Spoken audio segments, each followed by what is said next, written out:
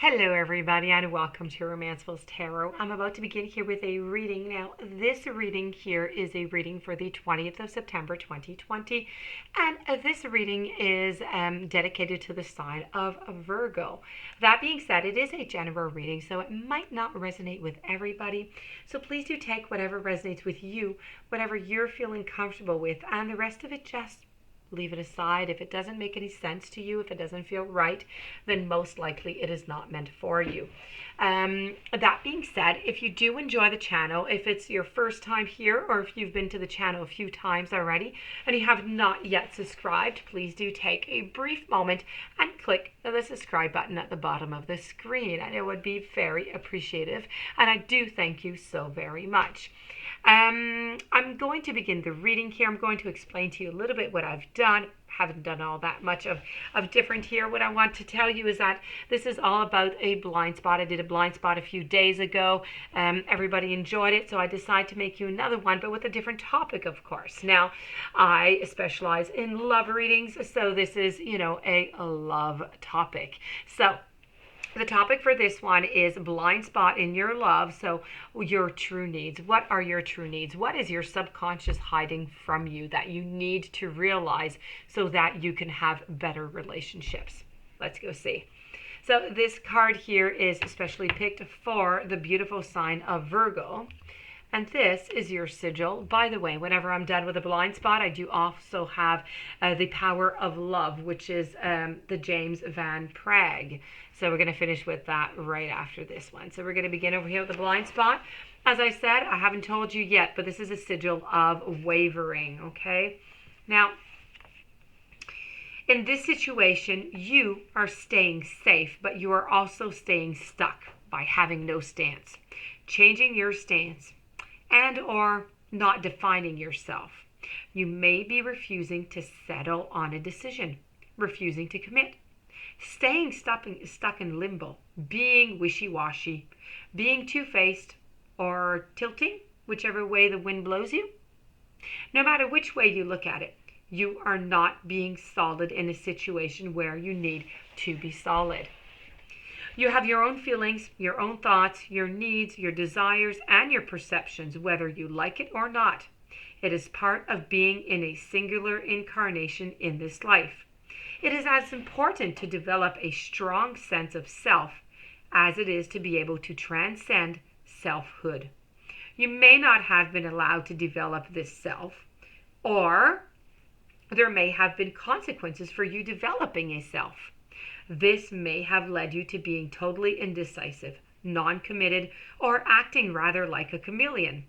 In relationships, people may feel that getting you to hold to a decision is like trying to pin down Mercury. Being able to rely on you to be solid is like trying to rely on a willow branch, not to blow whatever way the influences it. Trying to hold on to you is like trying to hold on to a handful of air. And trying to depend on you is like building a house of quicksand. People who are wavering tend to have a harder time making decisions. It is important to be aware that if you have a difficult time making decisions as an adult, you often find that as a child, you experience one or both of the two traumatic freeze states. Now, the first is an experience, or many, where you felt like you couldn't win no matter what you did. The classic damned if you do, damned if you don't scenario. And the second is an experience, or many, where there was a high degree of value placed on right or wrong, success or failure. So if you experienced painful consequences as a result of making the choice that your adult caregivers thought was wrong, this created a fear of making the wrong choice. If we can't make a decision, it is because we fear the consequences. So ask yourself, what do I think the consequences are of each potential decision? Then take a look at each of these worst case scenarios and ask, what is the potential consequence making me aware that I want? You need to recognize that no decision is, in fact, a decision. It is a decision to not decide, and this takes you out of the driver's seat of your life completely. When you decide not to make a decision will be made for you. It will be made for you by life and by those around you, and they may not have your best interest in mind. Or, for that matter, because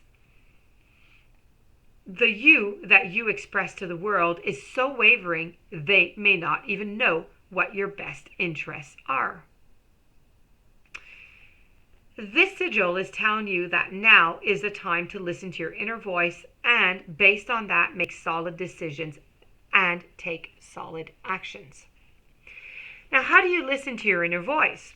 You need to turn attention inward towards your inner world. You need to imagine your skin if it was like a film that separated the outer world from the inner world. You must pull away all your attentions on the outer world and put it into an inner world. If you need to close your eyes to do this, then do it. And then pay attention to the sensations that are happening there in the internal world and feel them like a unique sensory experience. If this sensation were a color, what color would it be? What texture would it be? Is it moving or is it still? And if it were a shape, what shape would it be? What image do you get in conjunction with the sensation? Start to mentally engage with this image you have in your mind of the sensation, as if the sensation itself is being a thing that can communicate with you. Start to ask it questions, any question you feel are appropriate or good questions to ask. Ask about itself and ask about its perspective about you. For example, what are you? What do you represent? What are your why are you here right now? What do you want me to know? What do you need me to know? What is a truth that I do not want to admit or to express right now? Listen to the answers that come to you. Engage with this inner voice in whatever way you feel guided to continue, based on the answers you received, as if you were literally having an inner conversation with yourself. There is no right, no wrong way to do this. Let yourself intuitively experiment with it. When you are feeling a strong emotion, such as when you are triggered or you feel inspired, the inner voice is calling for you to listen. Don't ever think that if you don't know the reason why you feel the way that you do, there isn't a reason. But even when the inner voice doesn't call you to listen, it is important to develop attunement with it periodically. Check in with your inner voice. In order to make the right decision for yourself, instead of being powerless to make those decisions for fear of consequence, you need to develop a sense of self. You need to be willing to be rooted more like stone or wood. Stick to the decisions you make and commit. And if you have drawn the sigil, you are being asked to be solid in the situation that you are in. I hope you're going to do some introspection on that now. Let's go see what the James Van Praagh is talking about here. The message is elevation. You're making the conscious decision to raise your vibration of love. In order to live a fulfilled life of complete happiness and enjoyment, you must first become mindful and how you perceive the world and your place in it. So this is what was said here a few minutes ago that I was talking about into the blind spot. Now, what you think has a tremendous influence on how your soul will experience life and its many diverse situations. Now, as magnetic beings, our souls work just perfectly within the law of attraction, and they draw us to exactly what we create with our thoughts. In order to elevate your soul, your mindset may need to be spiritually altered. Love is the greatest healing energy source that there is, and by using it properly, you can instantly change your life and your circumstances. Begin by setting the intention of raising your consciousness. Second, be mindful of the tone of your thoughts. Then, finally, let go and let the universe do its part and commune with nature. And this is your reading. So, I do hope that you enjoyed it. I do hope that you are going to try to apply it. If you do have any questions or you would like to have a personal reading, please do contact me at romancefulltarot@gmail.com.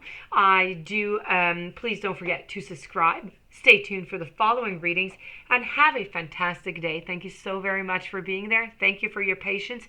And I really hope you're going to try to apply this blind spot to your true needs in your relationship. So have a great day and I'll see you soon.